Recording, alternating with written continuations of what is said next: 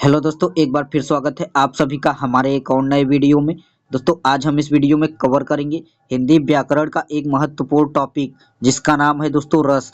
रस दोस्तों, इस टॉपिक से हर साल बोर्ड एग्जाम 10 और 12 में 2 नंबर का एक क्वेश्चन पूछा जाता है। और दोस्तों हास्य रस, करुण रस, वीर रस, श्रृंगार रस, इन सभी 4 रस को इस वीडियो में हम कवर करेंगे, जिसमें से एक क्वेश्चन आपका 100% फंस जाएगा। अगर आप इस वीडियो को शुरू से लेकर लास्ट तक देख लेंगे तो मेरी गारंटी है कि इसके बाद इस टॉपिक पर दूसरी वीडियो देखने की ज़रूरत नहीं पड़ेगी। तो आइए वीडियो को शुरू करते हैं बिना देर करे।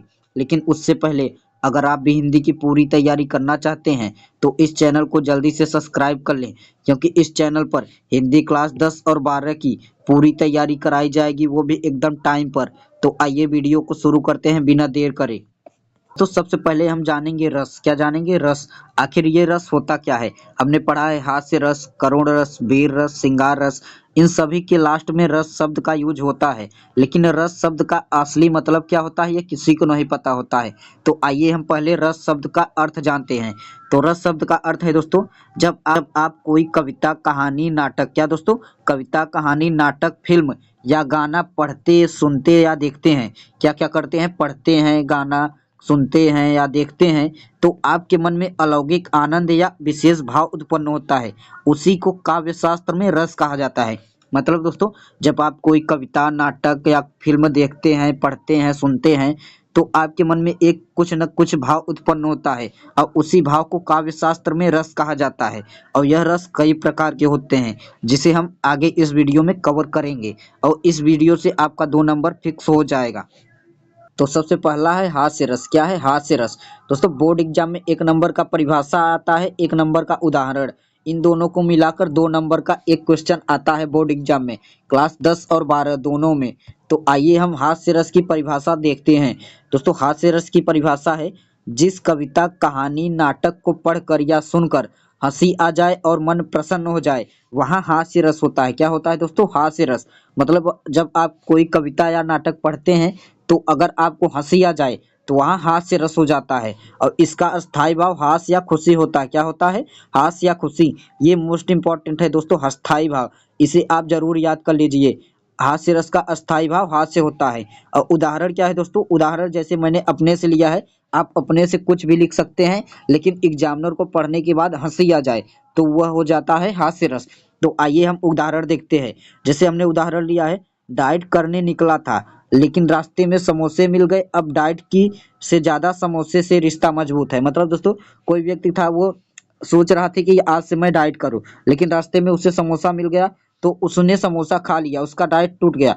तो आपको सुनने में यह कुछ न कुछ हंसी आ जाएगा। और हम एक एग्जाम्पल लिए हैं, आइए उसे आगे देखते हैं। अगला एग्जाम्पल है दोस्तों, कक्षा में शिक्षक ने छात्र से पूछा। ये स्कूल लाइफ रिलेटेड है, मतलब हमारे रियल लाइफ से रिलेटेड है एग्जाम्पल। कक्षा में शिक्षक ने छात्र से पूछा।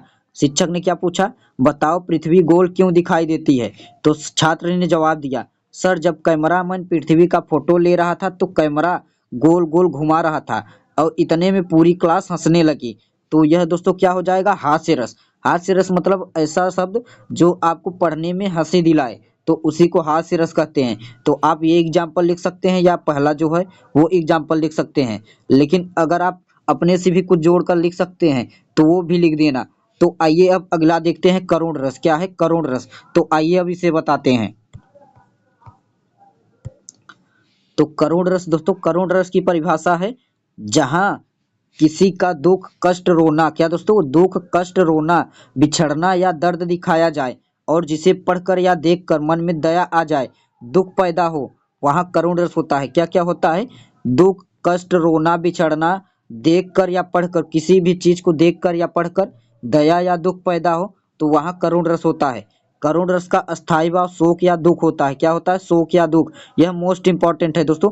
अस्थाई भाव सभी का, हास्य रस, करुण रस, वीर रस और जो भी रस हैं, उन सभी का अस्थाई भाव मोस्ट इंपॉर्टेंट है। और उदाहरण दोस्तों, जैसे दोस्तों हमने करुण रस का उदाहरण लिया है, भिखारी को ठंड में कांपते हुए देखकर मन में दया आ गया। दोस्तों यह करुण रस की उदाहरण है। मतलब आप कहीं जा रहे थे और भिखारी को रास्ते में ठंड में कांपते हुए देखा तो आपको दया आ गया तो वहां दोस्तों करुण रस का उदाहरण हो जाएगा। और उसके बाद हमने एक उदाहरण और लिया है, आइए आगे दिखाते हैं। अगला उदाहरण है विदाई के समय माँ बेटे का रोते हुए गले लगना। यह दोस्तों करुण रस का उदाहरण है। जब बेटा कहीं बाहर जा रहा है और माँ बेटे गले लगकर रोने लगते हैं तो वह करुण रस का उदाहरण हो जाता है। आप इन दोनों में से एक कोई भी एग्जाम में लिख सकते हैं और ये परिभाषा लिख सकते हैं। आपको कुछ चेंज नहीं करना है। ये शोक अस्थाई भाव ऐसे ही ठीक इस तरह से लिख देंगे तो आपका 2 नंबर कहीं नहीं जाएगा। तो आइए अब अगला देखते हैं वीर रस। तीसरा है दोस्तों वीर रस। क्या है वीर रस?